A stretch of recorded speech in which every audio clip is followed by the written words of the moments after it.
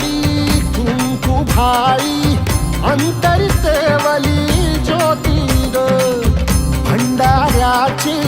मुठ उधळली पाप जळली कोटी ग